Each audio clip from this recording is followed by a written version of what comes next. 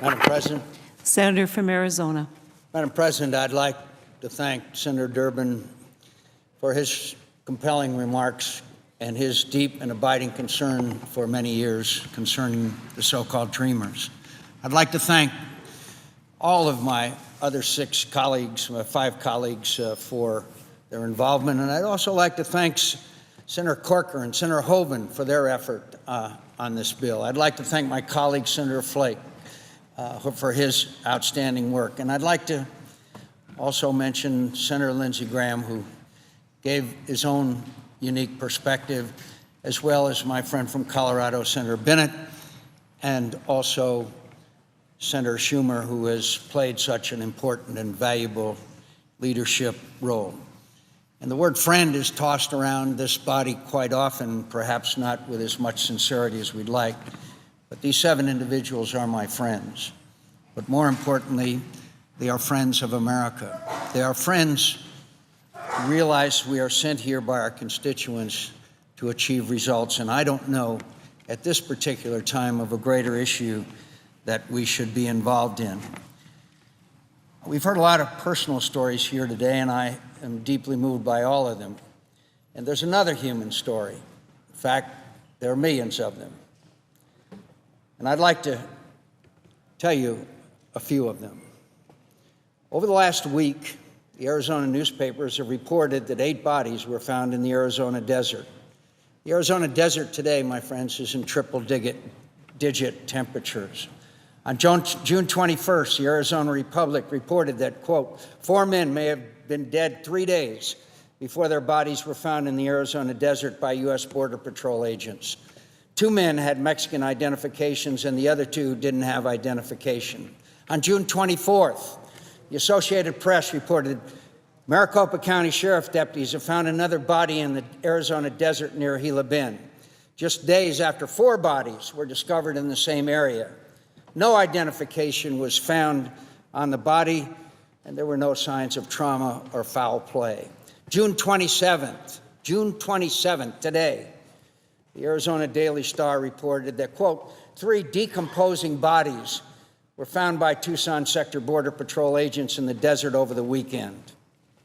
The Yuma Sun reported yesterday there have been 12 people rescued from the desert by Yuma Sector agents. 6 others were not located and died in the wilderness. The list goes on and on. Since 2007, the last time we tried to pass this legislation, more than 2,425 immigrants have died trying to cross our southwest border. These are people who wanted to come to this country not because they wanted to do anything, but realize the American dream. That's what they want. That's what they risked their lives and, in fact, gave their lives for. And yes, they did so illegally. And they're willing to pay a penalty for crossing our border illegally.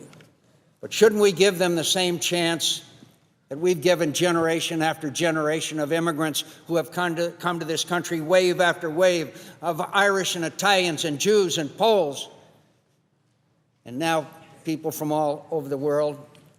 Shouldn't we do that?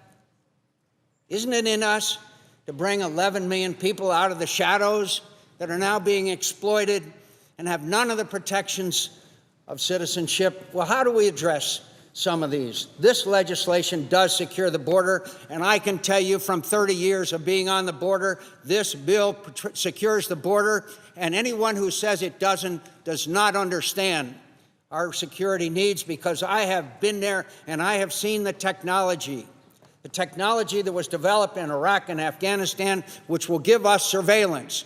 Yes, there's a bill with 20,000 new additional Border Patrol agents, but the fact is that the technology that's there now will give us the ability for 100% situational awareness and ability to intercept. I guarantee it to my friends because I saw it work.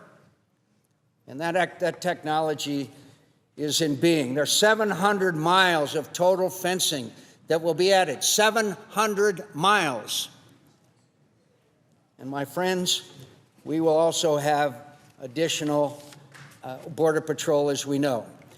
What is the key to this bill? The key to this bill is not only because the fencing on the border and the Border Patrol. but it's the 40% of the people who are here illegally who came here and overstayed their visas. They didn't cross the southwest border. So what do we do about that? We dry up the magnet, and that's the E-Verify program, which makes sure that every person who wants to come to this country illegally will know that that person cannot get a job here.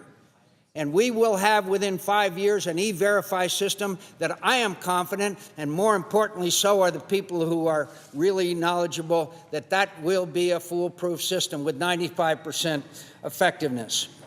This legislation will not only give us a secure border, but it will address the key element, because people who now want to come here illegally will know that they cannot, and employers will know that if they hire someone who's here illegally, they will pay a severe penalty for doing so. We've got to dry up the magnet.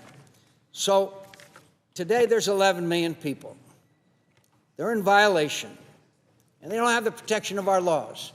And I'd like to mention, again, about the people who are coming across our borders. There's a thing called coyotes. You know what coyotes are?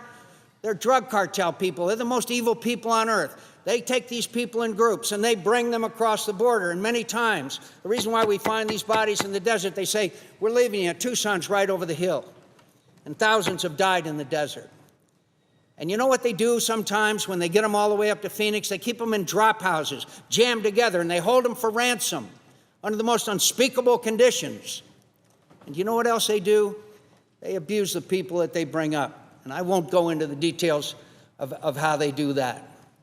It's an unacceptable situation. 50,000 Mexican citizens have been killed by the drug cartels. Last year, hundreds of migrants were missing or killed in Mexico. More than 20,000 were kidnapped, and many are regularly beaten. The Mexican government doesn't know exactly how to handle this situation, and it's all complicated by drugs, which we are creating the demand for. Madam President, I've had the great opportunity in my life to have many experiences. And the one I'll never forget was in July 4th of 2007. Senator Lindsey Graham, Senator Joe Lieberman, my beloved friend, and I were in Baghdad for 4th of July.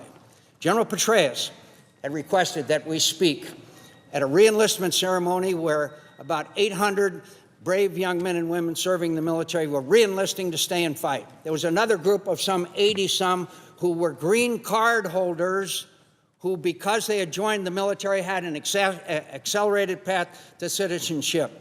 I was honored to be there. I was honored to speak to them. In the front row, there was 4 empty seats with boots on them.